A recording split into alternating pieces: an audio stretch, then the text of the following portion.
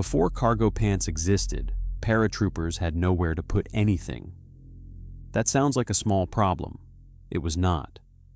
A paratrooper, jumping behind enemy lines in 1942, needed to land with his equipment intact and immediately accessible.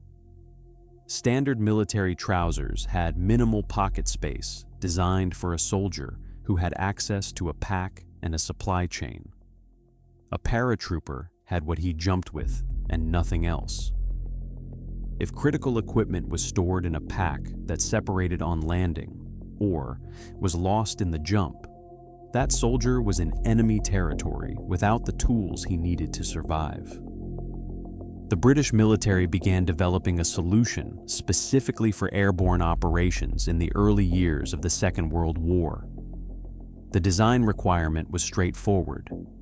Large pockets mounted on the thigh, low enough to be accessible while wearing a full equipment harness and parachute rig.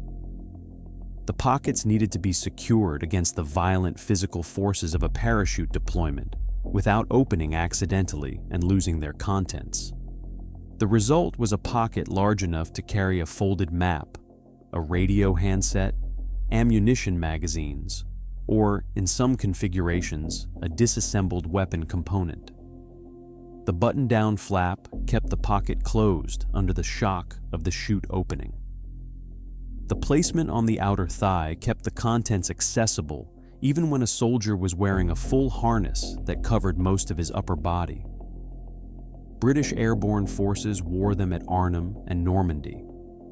American airborne units adopted similar designs through the war. After the war, surplus military trousers with the large thigh pockets entered civilian markets. Construction workers and laborers found the extra storage practical for tools and materials. By the 1990s, the fashion industry had taken a purely functional military design and turned it into one of the defining garments of the decade.